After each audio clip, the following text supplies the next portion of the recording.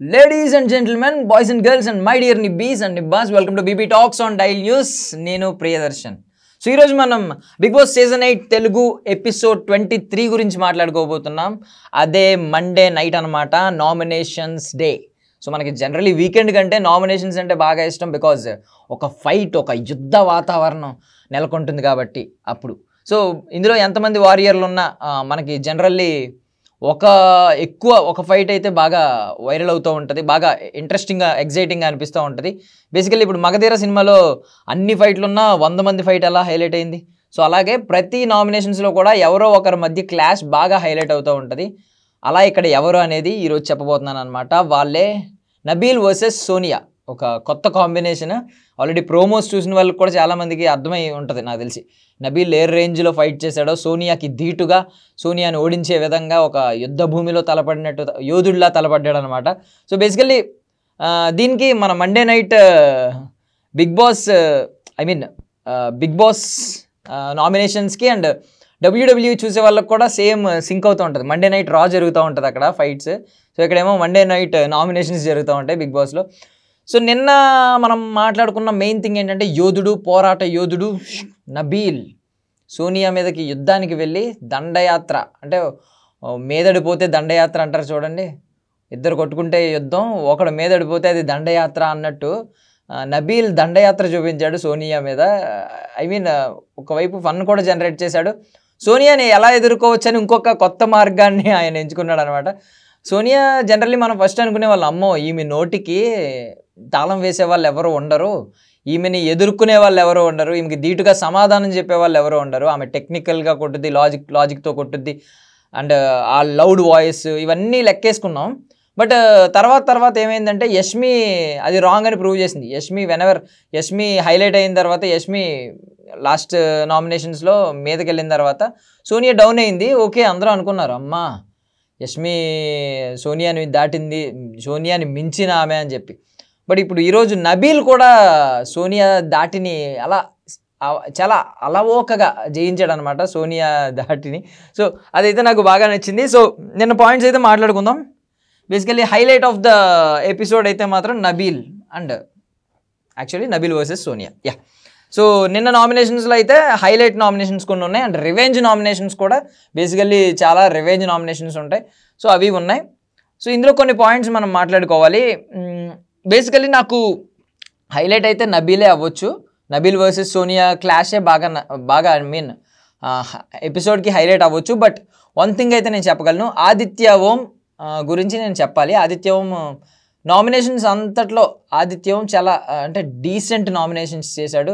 ఇంతకుముందు ఆదిత్య ఓం కొంచెం ఇమ్మెచ్యూర్గా అనిపించేది. ఇమ్మెచ్యూర్ మీన్స్ ఆయనకి ఏజ్ ఉంది కానీ అంత దాన్ని ఏమంటారంటే కొంచెం అంత మెచ్యూరిటీ లేదు, కొంచెం అమాయకుడు, ఎంత తింగరితనంతో ఉంటే కష్టం, ఈ టైప్ ఆఫ్ ఆలోచనలు ఉండే అందరికీ. ఆదిత్య ఓం అనగానే ఆయనకి ఏది మంచి ఏది చెడు అనే తెలీదు, అలా ఒక రోబోటిక్గా ఉంటాడు, వెళ్ళిపోతాడు అని అనుకున్నాం. బట్ నిన్న నామినేషన్స్లో అయితే ఆదిత్య ఓం చాలా క్లియర్ వ్యాలిడ్ పాయింట్స్ పట్టుకున్నాడు, మంచిగా నామినేట్ చేశాడు. ఫస్ట్ పృథ్వీని నామినేట్ చేశాడు ఆ వర్డ్స్ గురించి, ఆ ఎఫ్ వర్డ్స్ గురించి అండ్ అగ్రెషన్ గురించి, అండ్ సోనియాని నామినేట్ చేశాడు. సోనియాని నామినేట్ చేసిన థింగ్ అయితే నాకు నచ్చింది, బికాజ్ ఆల్రెడీ నామినేషన్స్ కంటే కొన్ని రోజుల ముందే ఆదిత్య ఓం ఇది మెన్షన్ చేశాడు అనమాట, నబీల్తో మెన్షన్ చేశాడు. ఏమనంటే పృథ్వీ అగ్రెషన్ ఉంది కదా, పృథ్వీ ఏదైనా ఈ ఎగ్స్ టాస్క్, మొన్న ప్రభావతి 2.0 ఎగ్స్ టాస్క్లో పృథ్వీ వెళ్ళిపోయి అరిచేసి అందరినీ తోసేసి తన కోపం అదే దాన్ని ఏమంటారంటే కోపం ప్రదర్శిస్తున్నాడు, అగ్రెషన్ అయిపోతున్నాడు. మోస్ట్ అగ్రెషన్ అనేది వీళ్ళకి క్లాన్కి యూజ్ అవుతుంది, బికాజ్ ఆ అగ్రెషన్ వల్ల వీళ్ళ క్లాన్ అంతా గెలుస్తుంది.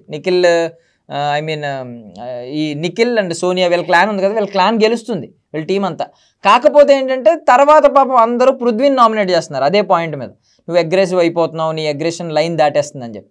సో ఆ టైంలో ఏంటంటే సోనియా కూడా వెనక్కి పిలవట్లేదు, ఇంకా ఎంకరేజ్ చేస్తుంది, కమాన్ పృథ్వీ అంతే అని చెప్పి. సోనియాకి ఏం పోయింది, నామినేట్ చేసేది పృథ్వీని. సో ఆ పాయింట్ని కరెక్ట్గా పట్టుకుని బాగా మెన్షన్ చేశాడు, నువ్వు నీ క్లాన్లో ఉన్న పృథ్వీని నువ్వు ఆపట్లేదు, ఏదన్నా చేస్తుంటే నువ్వే ఎంకరేజ్ చేస్తున్నావు అగ్రెషన్ అవుతుంటే అని చెప్తే, అప్పుడు సోనియా ఆ మాట తన నోటితో తనే అందనమాట. ఏమనంటే పృథ్వీ అగ్రెషనే మా టీంకి స్ట్రెంత్ అని చెప్పి, పృథ్వీ కోప్పడమే మాకు స్ట్రెంత్ అని చెప్పి. బట్ పృథ్వీకి అది మైనస్ అవుతుంది అనమాట. ఇదే విషయం ఆల్రెడీ ఆదిత్యవం కూడా ఫ్యూ డేస్ బ్యాక్ చెప్పాడు. ఏమనంటే పాపం పృథ్వీ అమాయకుడు, పృథ్వీ తెలుసుకోలేకపోతున్నాడు, తింగరోడు, వాళ్ళు వాడుకుంటున్నారు వాడి కోపాన్ని అని చెప్పి మొన్న 4 days బ్యాక్ చెప్పాడు. అదే విషయాన్ని పోసగుచ్చినట్టు సోనియా ఒప్పుకుందనమాట. పృథ్వీ అగ్రెషనే మాకు స్ట్రెంత్ అని చెప్పి.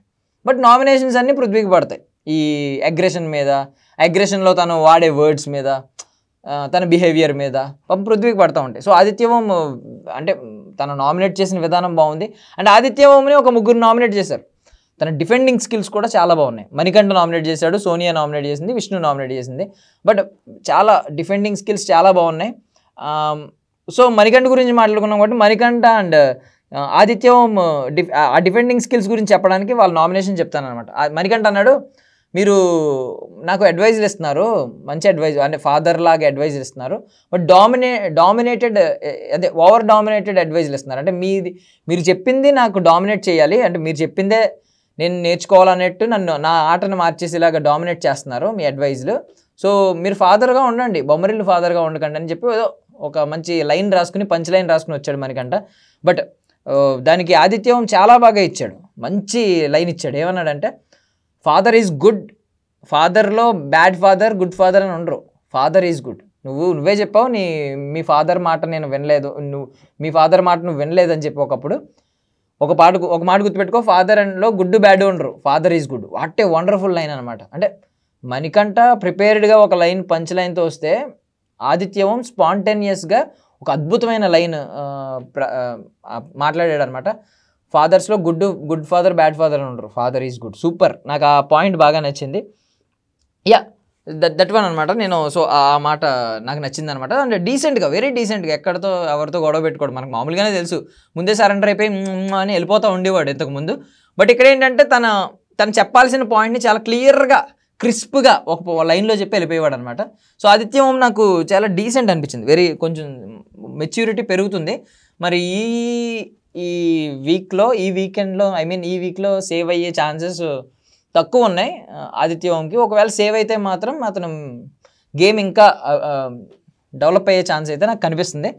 ఓకే, హోప్ సో, సేవ్ అయ్యేవాళ్ళని కోరుకుందాం. సో ముందుగా నామినేషన్స్ అన్నీ అయిపోయినాయి. ముందుగా ఒక పాయింట్ చెప్పేస్తున్నాను, నామినేషన్స్ అన్నీ అయిపోయిన తర్వాత 6 నామినేట్ అయ్యారు, 7 నామినేట్ అయ్యారు. సో 7లో ఎవరినైనా సేవ్ చేయమని నిఖిల్కి పవర్ ఇచ్చారు, బికాజ్ నిఖిల్ చీఫ్ కాబట్టి బిగ్ బాస్.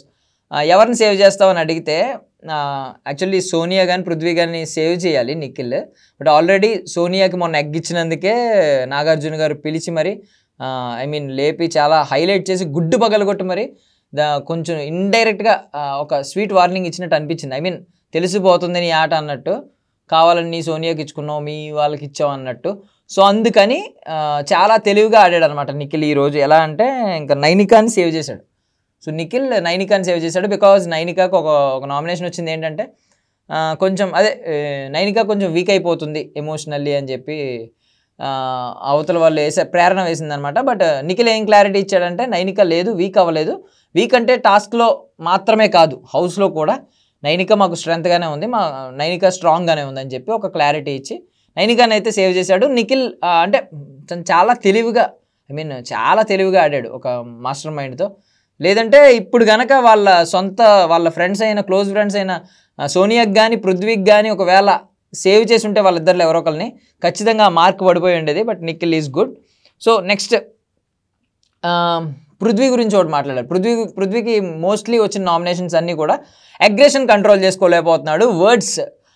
ఎఫ్ వర్డ్స్ అనేవి ఉన్నాయి కదా కొంచెం బూతులు, అవి ఫ్లోలో వచ్చేస్తున్నాయి.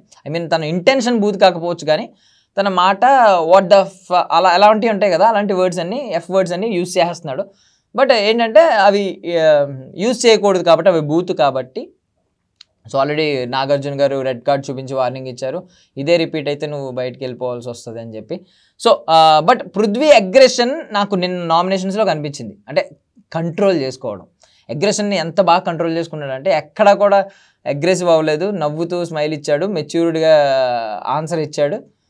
ఓకే కొంచెం కొంచెం ఉంది కానీ పర్వాలేదు, కంట్రోలింగ్ పవర్ అయితే స్టార్ట్ అయిందని నాకు అనిపించింది. పృథ్వీ ఇక నుంచి తన అగ్రెషన్ కంట్రోల్ చేసుకుంటాడని నాకైతే అనిపించింది.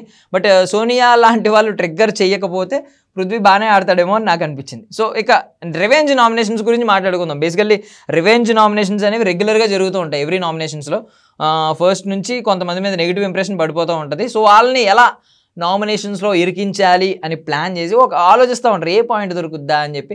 సో అలాంటి వాళ్ళు నాకు ముగ్గురు కనిపించారు. ముందుగా యష్మి మణికంఠన్ నామినేట్ చేసింది. బికాజ్ యష్మి ఆల్రెడీ ఒక మాట ఇచ్చింది, ప్రతి నామినేషన్స్లో నేను నిన్ను లాక్కొస్తా, నేనున్నంత వరకు నిన్ను నామినేట్ చేస్తూనే ఉంటా అని యష్మి అయితే మణికంఠకి మాట ఇచ్చింది. అదే మాట తీరుగా లాక్కొచ్చింది అనమాట. లాక్కొచ్చి ఏం చెప్పిందంటే యష్మి పాయింట్, నేను ఫిజికల్ గేమ్లో ఆడాను ఎగ్స్ టాస్క్లో, నువ్వు ఫిజికల్ గేమ్లో ఆడావు, బట్ నువ్వు ఎక్కువ కంప్లైంట్ చేస్తున్నావు, అంటే ఇది ఇలాగా వాళ్ళు అగ్రెసివ్ అయిపోతున్నారు, వాళ్ళు ఇలా అయిపోతున్నారు అని చెప్పి ఇన్ని కంప్లైంట్స్ ఇస్తున్నావు. నా మీద కూడా పృథ్వీ అలాగే ఆడాడు, నా మీద ఎక్కాడు, నన్ను రోల్ చేసేసాడు, నా మీద పడిపోయాడు, నేను చాలా ఫిజికల్గా నాకు చాలా డ్యామేజే అయింది, బట్ నేను ఎక్కడ కూడా కంప్లైంట్ చేయలేదు, నేను ఫైట్ మాత్రమే చేశాను, నువ్వు మాత్రం మోస్ట్లీ కంప్లైంట్ ఎక్కువ చేస్తున్నావు, నువ్వు ఫిజికల్లీ వీక్ అని చెప్పి అందనమాట. లేదు నేను ఫిజికల్లీ వీక్ కాదు అని చెప్పి మణికంఠ అండ్ వీళ్ళ మధ్య కొంచెం జరిగింది. సో అప్పుడు లాస్ట్లో మాట అనేసింది, నేను ఇలాగే నామినేట్ చేస్తా, ఉంటే నువ్వైనా ఉండాలి లేకపోతే నేనైనా ఉండాలి అని చెప్పి యష్మి అందనమాట. బేసికలీ ఇలాంటి లైన్స్, ఒక చీజీ లైన్ వచ్చిందనుకో, అది బయట ఆడియన్స్లో మేమర్స్లో ఒక నడుస్తూ ఉంటుంది అనమాట. సో ఇలాంటి చీజీ లైన్ ఎవరైతే యూజ్ చేశారో, బేసికల్లీ ఇది యష్మికి థ్రెట్. బేసికల్లీ ఎవరైతే ఉంటే నువ్వైనా ఉండాలి నేనైనా ఉండాలి చూసుకుందాం అని చెప్పి అన్నారంటే అవతల వాళ్ళు సాఫ్ట్ కార్నర్లోకి వెళ్తారు. ఇలా ఛాలెంజ్ చేసిన వాళ్ళు కొంచెం అగ్రెసివ్ కార్నర్లోకి వెళ్ళి ఆపోజిట్లో పాపం సాఫ్ట్ కార్నర్లో ఉన్న వాళ్ళకి ఎంతో కొంత ఫ్యాన్ బేస్ క్రియేట్ అవుతుంది, వాళ్ళని సేవ్ చేయాలి అనే ఇంటెన్షన్ వచ్చి సేవ్ చేస్తూ ఉంటారు. సో ఇక్కడ కూడా మణికంఠ చేసిన యష్మి మణికంఠని నామినేట్ చేసిన పాయింట్లో ఖచ్చితంగా మణికంఠకైతే కొంతమంది ఫ్యాన్ బేస్ ఇలా క్రియేట్ అవుతారు, మణికంఠని ఎలాగైనా సేవ్ చేయాలి అని చెప్పి ట్రై చేస్తూ ఉంటారు ఇక్కడ నుంచి. బట్ యష్మి అనవసరంగా ఈ థ్రెట్ క్రియేట్ చేసుకుందేమో అనిపించింది, but nothing, no, because Yashmi and Prerana మీద ఒక positive opinion most of the పీపుల్లో మధ్య ఉంది కాబట్టి కామన్ ఆడియన్స్ మధ్య. So next Seetha and Prerana. ఇప్పుడు చెత్తపుట్ట నుంచి మొదలైంది ఈ యుద్ధం. సో ఆ తర్వాత అలా కంటిన్యూ అవుతుంది. ఇప్పుడు కూడా అంతే, ఏదో ఒక పాయింట్ తీసుకుని జరుగుతూ వచ్చింది. సీత ప్రేరణని తీసుకొచ్చి నామినేట్ చేసింది.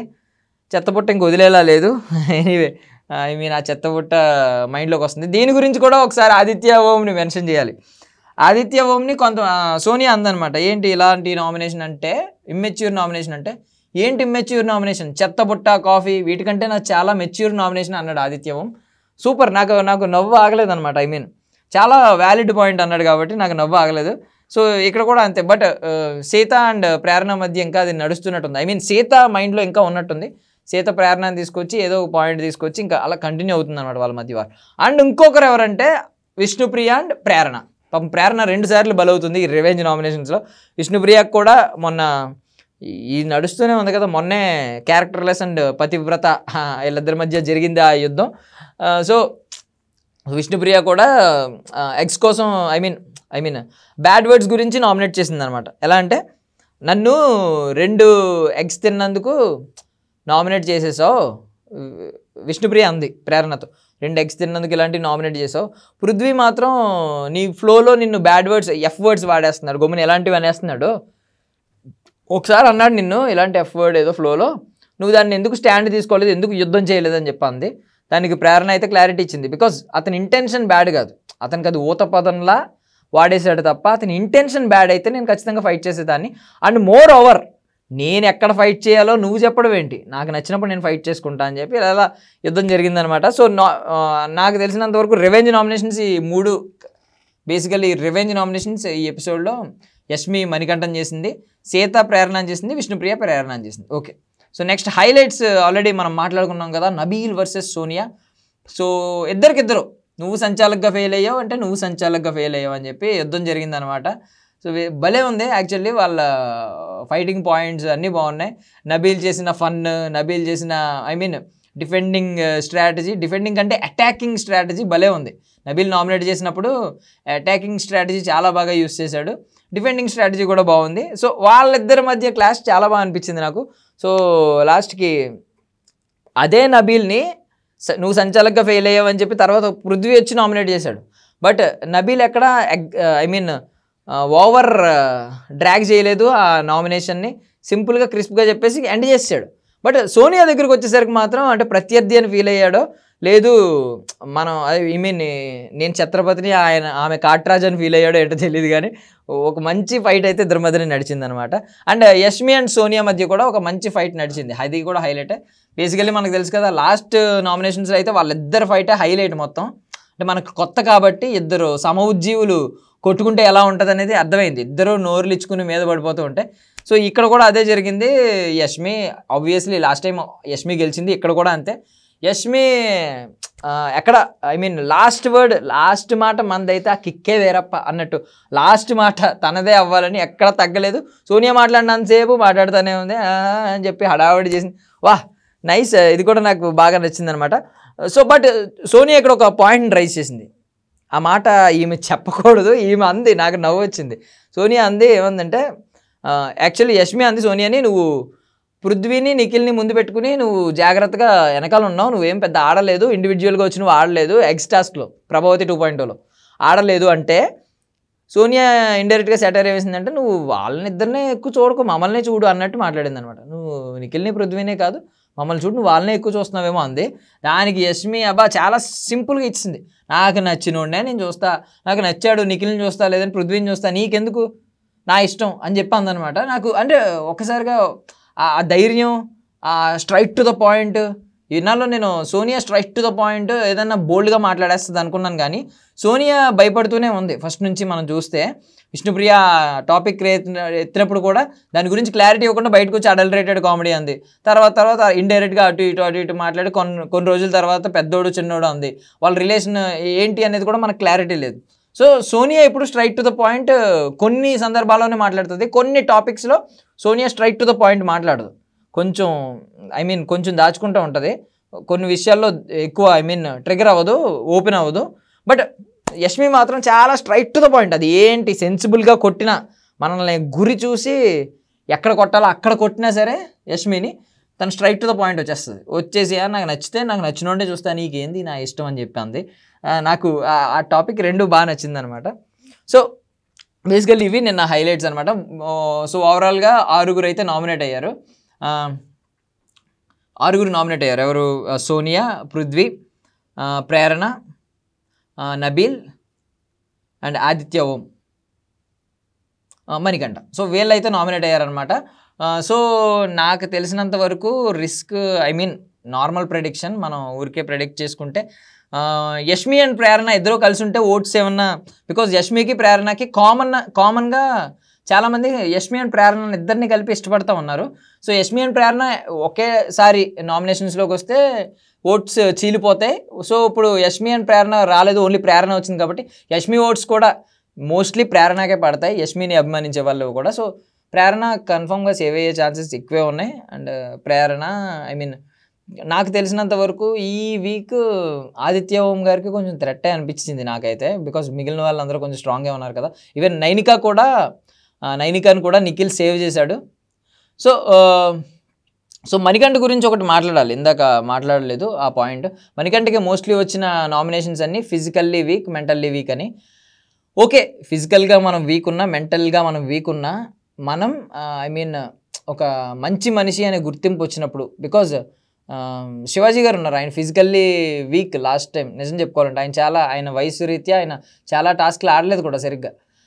బట్ ఆయనకున్న maturity mental I mean mentally strong ఆయన. ఓకే, అది కూడా లేకపోయినా పర్వాలేదు, మంచి మనిషి అనే ముద్రన్నా ఓకే. బట్ ఇక్కడ మణికంఠకి ఏమవుతుందంటే ఫిజికల్లీ వీక్ అంటున్నారు, మెంటల్లీ వీక్ అంటున్నారు, బికాజ్ మెంటల్లీ స్టేబుల్గా ఉండట్లేదు, అటు ఇటు ఫ్లిప్ అవుతున్నాడు. దానికి తోడు ఏంటంటే కన్నింగ్, సెల్ఫిష్, ఈ ట్యాగ్స్ పడుతున్నాయి, నిన్న కూడా పడ్డాయి. కన్నింగ్ అని చెప్పి, నువ్వు సెల్ఫిష్ అని చెప్పి నైనికా అంది నువ్వు సెల్ఫిష్ అని, బికాజ్ నైనికాని కూడా డిమోటివేట్ చేశాడంట పర్సనల్గా. ఐ మీన్ వెళ్ళిపోతానేమో అంటే నువ్వు కూడా వెళ్ళిపోతావేమో అన్నట్టు. నైనికా సేవ్ అయిన తర్వాత అట్లీస్ట్ వచ్చి హ్యాపీ ఫీల్ అవ్వలేదంట. సో ఇలాంటివి కొంచెం ఏంటంటే మణికంఠ సెల్ఫిష్గా అని అందరికీ అనిపిస్తుంది. మణికంఠ గురించి ఒక్కరు కూడా you are true genuine person, నువ్వు నాకు ఇంత క్లోజ్, నువ్వు నన్ను ఫ్రెండ్లా చూస్తున్నావు అని ఒక్కరు కూడా మాట్లాడలేదు. Because Manikanta is a game, అంటే గేమర్ లాగే ఆడుతున్నాడు, గేమ్ని దృష్టిలో పెట్టుకుని మాత్రమే ఆడుతున్నాడు. నేను ఒక గేమర్ని, గేమ్ని మాత్రమే ఆడతాను, ఇక్కడ ఎవ్వడూ నాకు రిలేటివ్ కాదు అన్నట్టు, రిలేషన్ కాదు అన్నట్టే మణికంఠ బిహేవ్ చేస్తున్నాడు. ఓకే, దీనివల్ల ఏంటంటే ఓకే ఒక గేమర్లా ఆడడం కూడా గొప్పతనమే. బట్ ఇలాంటి సిచ్యువేషన్లో యష్మి ఇష్యూలో లాస్ట్ టైం ఆ హగ్ ఇవన్నీ చేయడం అనేది కొంచెం అక్కడ క్యారెక్టర్ కొంచెం పడిపోయింది మణికంఠది. గేమర్లా అన్న ఆడాలి పూర్తిగా, లేదంటే యష్మి కూడా నైనిక కూడా అదే పాయింట్ రైస్ చేసింది. ఇద్దరు నువ్వు నాకు ఫ్రెండ్లా ఉండు పర్సనల్గా, లేదు గేమ్ కోసం ఫ్రెండ్లా ఉండేలా ఉంటే గేమ్ కోసమే ఫ్రెండ్లా ఉండు, రెండిట్లో ఒకటే ఉండు, అంతేగాని ఫ్రెండ్లా నటిస్తూ ఇలా ఉండొద్దు. సడన్గా నువ్వు ఒకసారి ఫ్రెండ్ అంటావు, ఒకసారి ఏమో అసలు నువ్వు చాలా సెల్ఫిష్గా ఉంటావు, అలా వద్దు అని చెప్పి నైనిక కూడా చాలా క్లియర్గా మెన్షన్ చేసింది. తను కన్నింగ్గా అనిపిస్తున్నాడు అని కొంతమంది చెప్పారు. సో మణికంఠ అయితే ఆ విషయంలో కొంచెం ఎక్కడ కూడా పాజిటివ్ ట్యాగ్ అయితే లేదు. బట్ స్టార్టింగ్లో క్రియేట్ చేసుకున్న ఆ సింపతి కావచ్చు, అండ్ కొంతమంది మణికంఠ ఫైటింగ్ స్పిరిట్ని కూడా కొంతమంది ఇష్టపడుతున్నారు. బికాజ్ మొన్న ఎక్స్ట్రాస్లో తను బక్కగా ఉన్న ఆపోజిట్ వాళ్ళు ఎంతటోళ్ళైనా అభయ్ నవీన్ గివప్ ఇచ్చినా మనోడు మాత్రం గివప్ ఇవ్వకుండా ఫైట్ చేశాడు. So Manikanta fighting spirit and I mean that sympathy స్టార్టింగ్లో క్రియేట్ కొంచెం అతని ఫ్యామిలీ బ్యాక్గ్రౌండ్ తెలిసిన ఆ సింపతి, రెండు అయితే తనకు పాజిటివ్గా ఉన్నాయన్నమాట. సో నిఖిల్ నైనికాని సేవ్ చేసిన థింగ్ అయితే నాకు నచ్చింది. నైనిక ఆల్మోస్ట్ లాస్ట్ టైమే చాలా డల్ అయిపోయిందంట, వెళ్ళిపోతానేమో అని భయపడిందంట. సో ఈ వీక్ ఆమెని సేవ్ చేయడం వల్ల, నిఖిల్ చీఫ్గా ఆమెను సేవ్ చేయడం వల్ల ఏమైందంటే నైనికాకి ఊపిరి పీల్చుకునే స్పేస్ దక్కింది. ఈ 1 వీక్ హ్యాపీ తను రికవర్ అవుతుంది, కొంచెం ఐ మీన్ స్ట్రాంగ్ అయిపోద్ది. ఈ 1 వీక్లో తను మళ్ళీ మెంటల్గా స్ట్రాంగ్ అయ్యి నేను ఉంటాననే తను ఒక మంచి గేమ్ ఆడే ఛాన్స్ అయితే ఉంది. నిఖిల్ థింగ్ అయితే నాకు నచ్చింది. సో అదనమాట నేను చెప్పాలనుకున్నది. సో మళ్ళీ రేపటి ఎపిసోడ్లో కలుద్దాం, అంతవరకు బాయ్.